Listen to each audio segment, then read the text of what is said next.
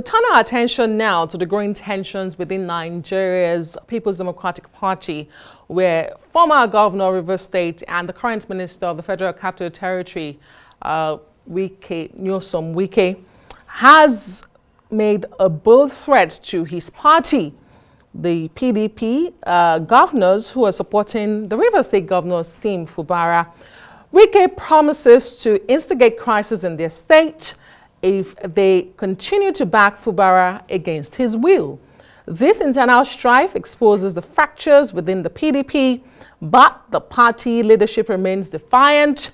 They have responded firmly, stating that no individual, no matter how powerful, can destroy the PDP. Well, as the PDP faces internal challenges, what lies ahead for Nigeria's major political party? Well, I have joining me now Professor Abiodun Adeniyi, a professor of communication at the Baze University here in the nation's capital, Abuja. We would be joined much later by the Deputy Secretary of the PDP, Deputy National Secretary of the PDP. Professor Adeniyi, good to see you. Thank you, it's a pleasure. Well Been done. A while. Yeah. Great. Yeah, well done.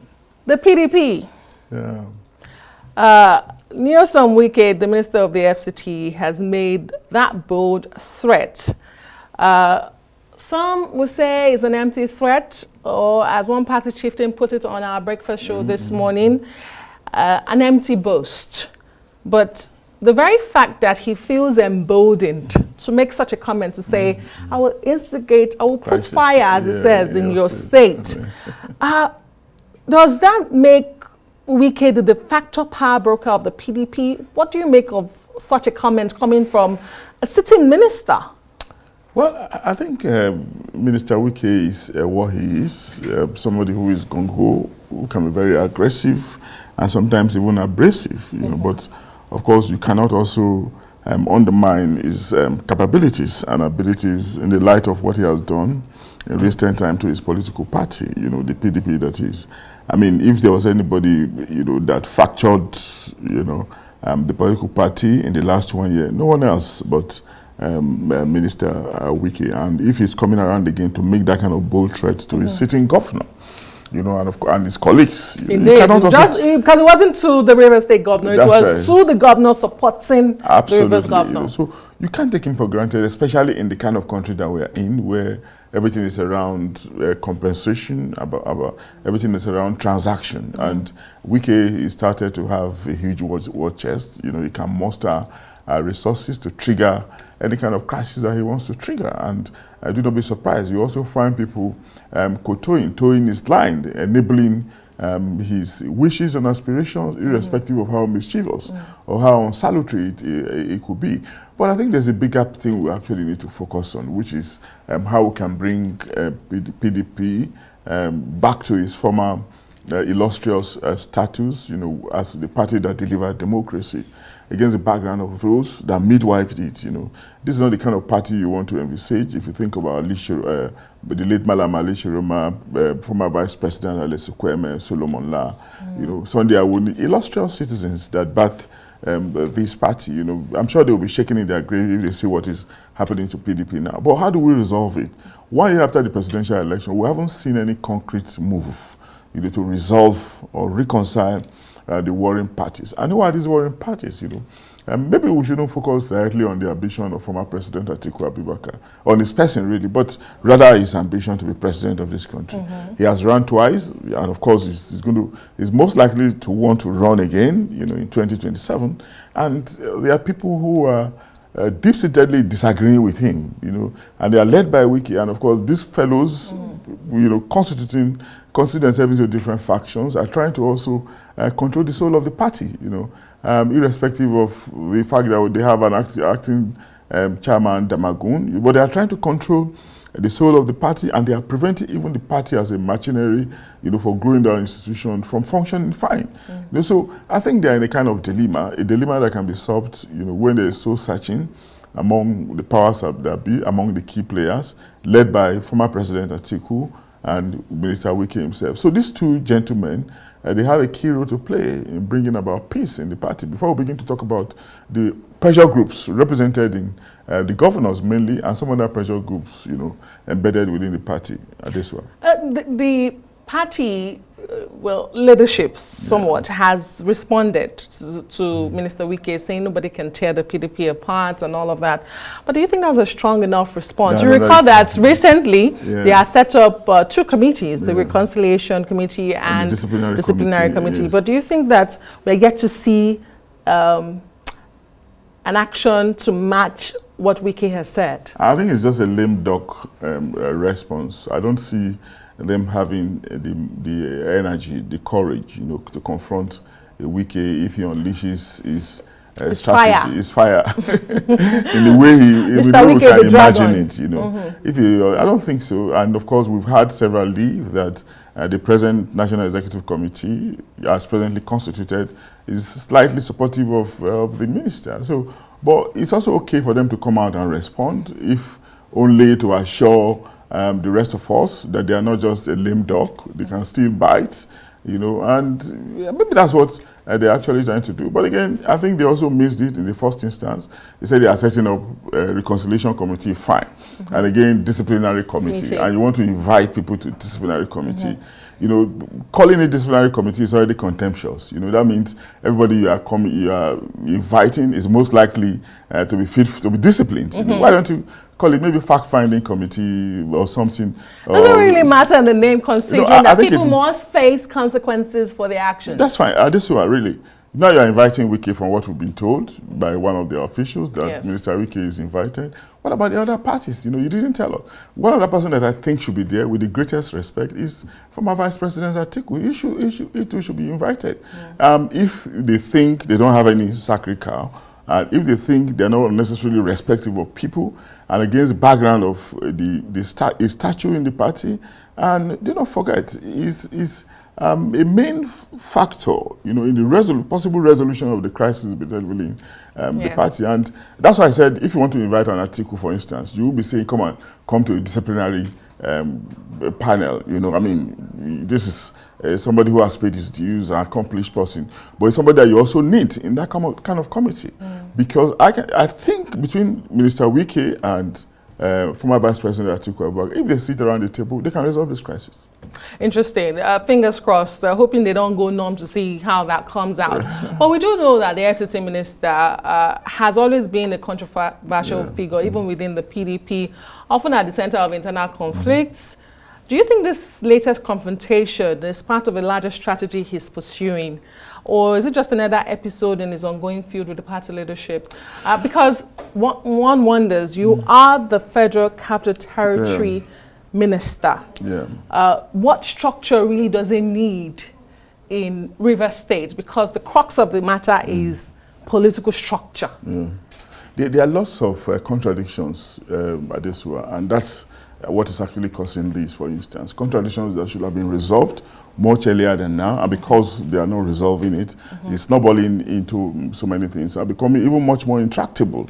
Immediately after the presidential election, somebody like the FCT minister should have been maybe invited to the disciplinary committee that they're talking about now, and questions asked around the role that he played. And he's a member of the PDP, serving in an APC government, and of course attending PDP meetings. Imagine the deep-seated contradiction in this one. So, in this circumstance, so how do you think quality resolution can be made within the rank of the PDP that will probably not be serving as a fifth columnist, because his loyalty is divided? PDP should have been courageous enough to resolve these multiple contradictions, even much earlier than the present time. But if they are waking up to it, it might not be too late, but I'm saying that it should be all-encompassing. They should go beyond the minister himself and maybe some other bigwigs that we have identified. And of course, there's another point, if I've not forgotten that. Hold that point. I hope you don't forget it. I beg you not to forget it. Let's hear from the PDP themselves. Okay. So we'll take a break, and when we return, as we promised our viewers, we'll be joined by Party Chieftain from the PDP, is actually the Deputy National Publicity Secretary, I'm told, or National Secretary of a party. I'll get that right in a moment. He's the Deputy National Publicity Secretary. I was right. So stay with us.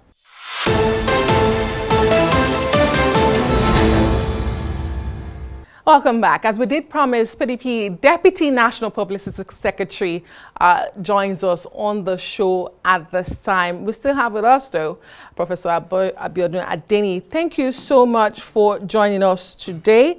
We do appreciate your time. Just to get that out of the way, Ibrahim Abdullahi. Sure. Thank you so much for joining us. My privilege, always. So, as we were discussing, but we would like to hear from you, as they say, the horse's mouth, not to say that you're a horse. People wonder the fact that the FCT minister is entitled and emboldened to say, I will instigate fire in your state if you continue to support Fubara of Rivers State. They wonder if Wike is the de facto power broker of your party. How is this so emboldened and entitled? Well, that's an entitled opinion of Wike, and for those of us who have watched him within the last 10 years since becoming the governor of Rivers State, Wike is given to doing things his own way, which is, assertiveness, speaking the way he feels like without minding the consequences. That was a reckless statement, I must start with. We did not support it in any way. We are not behind him for saying all of that. We don't know what constitutes putting fire in a state for a governor. And I don't think there's a governor of the PDP that would allow him come to his state and put fire, whatever that means. Whatever he was saying was born out of the disappointment that the governor of Bauchi State is making some effort to, intervene in the outcome of the primaries of his state. But you will expect the chairman of the PDP Governors Forum in his capacity, to do or to intervene in the outcome of the crisis brewing in Rivers State, which for a long time people have been taking PDP over. I did meet professors speaking about it. Everyone expected us to have solved this problem before this stage. But why is it taking so long? Well, it's trying to balance the interest. At no point did Wike come out to tell you that he's not a PDP member. And to that extent, we are not going to, cast, aspersion on him or the sledgehammer, to terminate his political life by saying he's not one of us. He's been a very integral part of our journey. He has played a very vital role as governor, outstanding performance. He's one of the best we have had over his period of overseeing the affairs of Rivers State. And you could see even coming here in the FCT, just 1 year, he surpassed what others have done 8 years performing. So these are some of the things. We consider him as a prominent member of the PDP and an asset, going forward. So we don't expect us to just, disengage with him. But we need him to be very careful. We have cautioned him over all of these things, but you cannot tame Wike. That's the situation. It's unfortunate. So this is, you're saying you have to live with it and you cannot do more than cautioning him is what you're saying. As a party, are you saying Wike is stronger and bigger than the People's Democratic Party? But certainly that's impossible. No member of the PDP will be stronger than the PDP. PDP has a way of resolving its problem. I've always argued that this is a political party that has survived the test of time. It's the elephant in the house, 25 years down the drain. Other political parties that were formed about the same time in 1998 have all fizzled out in the thin air or metamorphosed into, other platforms, including the ruling party, to produce power. But PDP remained the same with texture, color, and objectives. So PDP is going to have its internal mechanism of resolving the problem, one of which is the constitution of 2 committees only a fortnight ago, one to look into the problems of reconciliation and the other discipline, which Wike will be facing in the fullness of time. So what else is a political party expected to do? Can you give us, an insight as to what this disciplinary committee will be doing? We hear he has been invited. Has he shown up? And when he shows up, what next? No, not only him. All of the persons that petitions were received against across the 36 states of the Federation, their action or inaction, which amounted to anti-party or sabotaging the People's Democratic Party in the build-up to the 2023 election and even in the aftermath, expected to honor the invitation. The invitations are ongoing. And then by the time the committee sits and listens to them and justify that all the allegations were substantiated or are substantiated enough, then the action will be taken in line with the recommendation of the committee, which will come to the NWC, and action will follow accordingly. Professor Adeniyi, I'll come back to you, but let me just ask this follow-up question, Mr. Abdullahi. Should Minister Wike not appear before that disciplinary committee? What next? Are you just going to caution him again and let him be? No, it's a bridge we'll cross when we get to it. I don't this think bridge, this invisible bridge that we never cross? No, we will get to cross it. A committee is headed by no less a person but elder statesman, Chief Tommy Kimi, a former national chairman of a political party that ruled in this country, a former minister of foreign affairs, an outstanding elder statesman that have carved niche for himself. He is also peopled by very distinguished Nigerians, former ministers, sitting ministers, senators, governors, and what have you. You don't expect these people to be cowed by a Wike or any other person whatsoever. He's standing in the society. So we expect him to honor this because he will meet his contemporaries there, and in accordance with the expectations of their mandate, actions will be taken accordingly. Professor Adeniyi, back to you. You know, before the break, I was asking you, I mean, Wike is no stranger to internal crisis, controversies, and I asked you if you thought he was pursuing a bigger picture here. When you listen to Mr. Abdullahi, do you get a sense that the party is on the verge of putting its house together or on the verge of implosion, with a Wike that, you know, has received caution but will still make comments such as, I could put fire in your state if you don't back down from Rivers? At once I sympathize with his comment, you know, when he described Minister Wike, how he can be very performing, you know, but irrespective of his performance, his productivity and efficiency, he's still somebody that comes with lots of controversy, you know, which is a kind of, you find it very difficult to manage that kind of person in any political grouping. And there's no political grouping that you will not find a whole, different kinds of people, different kinds of groups. What matters is how that group, you know, manages that situation. Look at Donald Trump in the United States of America, for instance. Very controversial. Even the Republican elders, you know, don't fancy him. But look, see how he's performing. I mean, his candidature alone was going to win the presidency for the Republican until, you know, doubt started coming in when Kamala Harris emerged, you know. So that's how, you know, society is. That's how groupings can be. But the point we're making, which we continue to emphasize, is for others to be strong enough to manage the situation, you know, no matter how difficult it appears. And I don't think it's far beyond PDP to deal with. So when you say, I mean, this disciplinary committee has received complaints from across the country, we recall and we know that Minister Wike led a group of governors to sort of work against the party, literally, in the last election, and they were termed the G5 governors. Are the other G4 governors also invited to face this committee? Also, I wanted to ask you, as someone who has vied for political office yourself before, when Minister Wike talks about the structure in Rivers State whilst he's an FCT minister, can you explain to Nigerians why he's so fixated on political structure in Rivers, why he faces Abuja?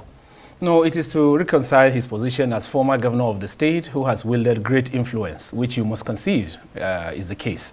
And now a minister of the Federal Republic of Nigeria. He's not about living, and that's the beauty. In fact, the action and the energy that Wike is deploying in ensuring that he is still having influence in the PDP is to underscore the significance of the party, People's Democratic Party, as we are called. So without the structure, he loses influence, and that's his fear. No politician would want to lose, you know, certainly the structure of his state. And so Wike is fighting tooth and nail to ensure that he still have a hold or retain his hold in the PDP.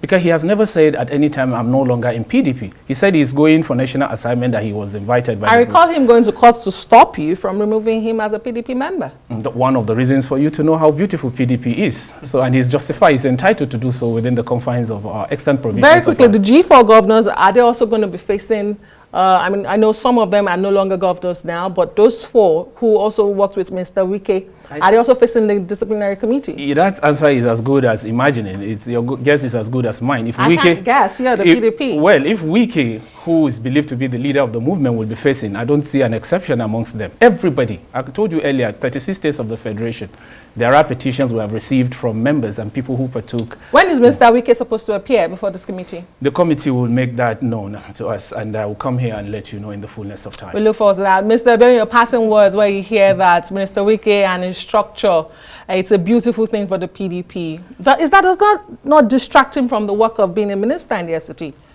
I don't think so. He's been Is that democratic? He's been fighting the last 1 year, but yet he emerged, like you said, and like most people agree with, as one of the best performing ministers in the Tinubu administration. But something is also very, very important. We need PDP to be very vibrant so that they can be a very vibrant opposition to the ruling APC. At present, what we have is an opposition individual, even though emerging from the PDP, former Vice President Atiku. But we need the party as a whole to be representative of this road, so that our democracy can be further deepened, as the case could be. Thank you very much, gentlemen. Ibrahim Abdullahi is the Deputy National Publicity Secretary of the PDP, and Professor Abiodun Adeniyi, Professor of Communications at the Baze University in Abuja, and Arise News Analyst. I do appreciate your time, gentlemen. Thank you very much. Well, that's it for this edition of Arise Prime Time. To join us again tomorrow from me and the entire team here in Abuja. Goodbye, and thank you for watching.